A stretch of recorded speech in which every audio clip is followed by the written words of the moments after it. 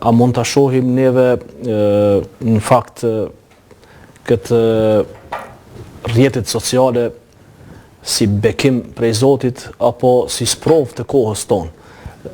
Nga se po na prek secilin e kemi në për xhep, e kemi në për shtëpi, e kemi në për dhomat gjumit, e kemi në për vendet punës, telefonat dhe rrjetet sociale. A janë sprovë e kohës, a mund t'i quajmë sprovë të kohës, apo bekim prej Zotit? Në parim, në Islam çdo gjë është sprovë. Pra, çdo mjet i mirë apo dhe i keq është sprovë në esencë. Allah thotë: "Wa nabluukum bish-sharri wal-khairi fitna." Do t'ju sprovojmë edhe me të keqe, edhe me të mirë, pra për të shpërfaqur realitetet tona të brendshme. Islami nuk i gjykon mjetet, e gjykon mënyrën e përdorimit të tyre.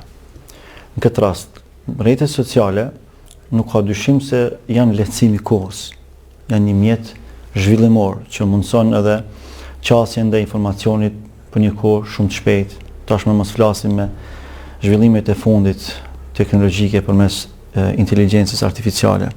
Është jashtëzakonisht një lehtësim edhe i kohës, edhe i mundit, edhe i strukturimit të informacionet përgjithshme për cilat ne kemi nevojë, sepse dinamika e jetës është aq e madhe sa që është imponuar edhe një zhvillim i tillë. Problemi fillon nga keqpërdorimi i këtyre mjeteve, fillon nga keqpërdorimi i rrjeteve sociale.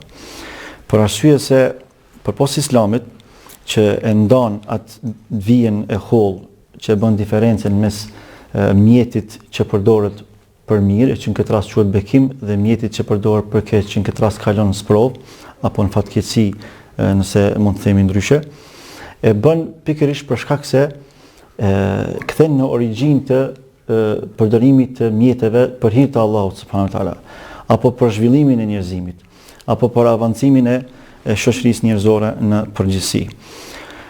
Rrjetet sociale janë bekim kur përdoren për mirë, sepse janë një armë që avancon njeriu edhe si individ, edhe si shoqëri. Prandaj çdo kush që e përdor për mirë ka dhënë rezultate pozitive, shoqëria njerëzore është duke ia pa hajrin, por në anën tjetër është një armë aq e rrezikshme që nëse vijë në dorën e të ligut, ditë shkatroj shumë. Duke qenë se sot bota funksionon në sajt të propagandës, ata që e kanë lobin e propagandës botërore, në qoftë se në ndërtimin e tyre nuk kanë frikë ndaj Zotit, nuk kanë besim në Zot, në qoftë se në diskursin e tyre e para së gjithash në idealet e tyre nuk qëndron krijuesi absolut i gjithësisë, atëherë ajo është një bombë e rrezikshme për njerëzimin.